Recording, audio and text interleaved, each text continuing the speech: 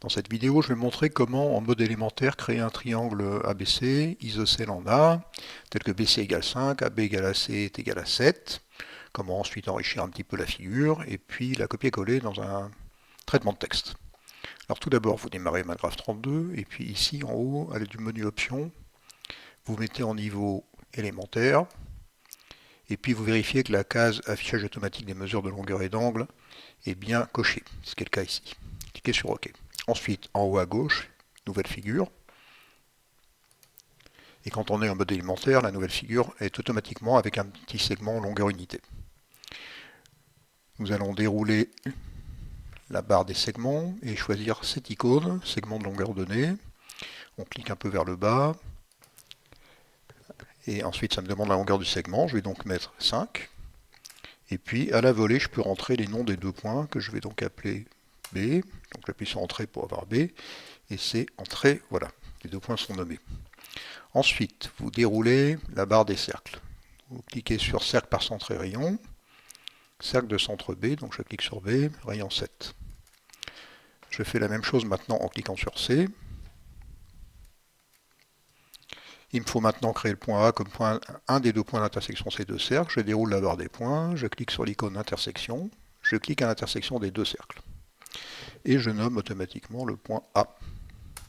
Voilà. Alors j'ai un autre point que je n'ai pas besoin de nommer. Maintenant, à l'aide de l'icône gomme, je peux masquer mes deux cercles. Et puis tout en bas, il y a un deuxième point d'intersection des deux cercles que je masque lui aussi.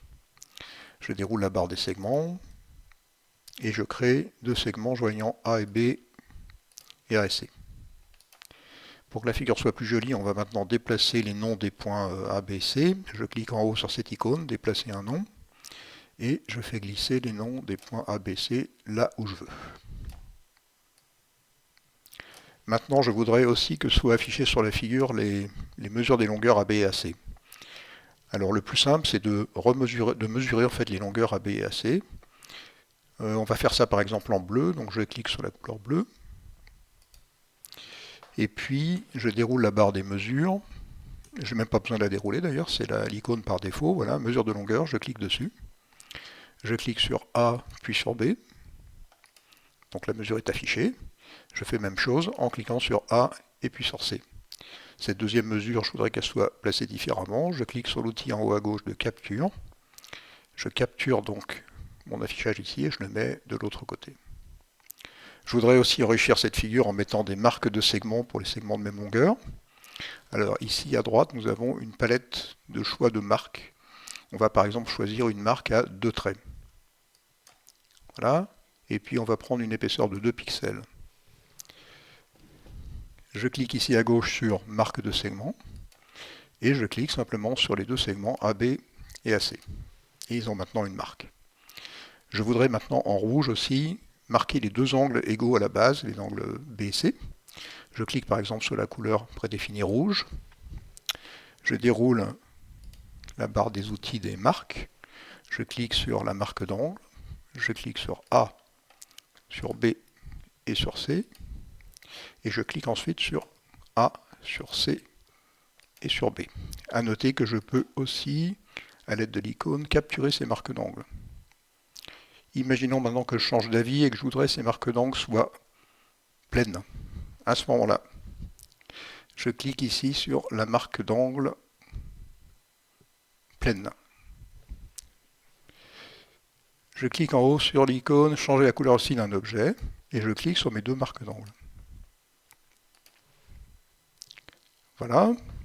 Alors, une chose qu'on va faire maintenant, je vais vous montrer comment on peut copier-coller cette figure dans un traitement de texte en respectant la longueur unité de la figure. Tout d'abord, à l'aide de cette icône, translater la figure. On va faire glisser la figure de façon à ce que notre triangle soit en haut à gauche de la figure. Ensuite, je clique sur le menu Options.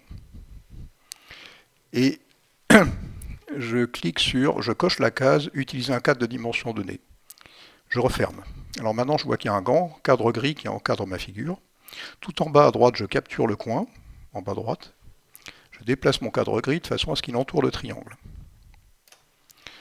Je vais maintenant dans la barre du haut et je clique sur Exporter la figure. Et je coche copier la figure dans le presse-papier avec longueur unité. Donc ici, par exemple, j'aurai 1 cm pour représenter ma longueur unité de 1 en haut à gauche. Je clique sur OK, et j'ai un avertissement que la figure a été collée dans le presse-papier. Je vais maintenant dans mon traitement de texte. Bon, ici c'est Word, ça peut être un autre traitement de texte. Clic droit, et puis je choisis option de collage, conserver la mise en forme source. Et maintenant, dans ce document Word, si vous l'imprimez, vous aurez exactement 5 cm et 7 cm pour les côtés. Voilà, j'espère que cette petite vidéo simple vous a intéressé.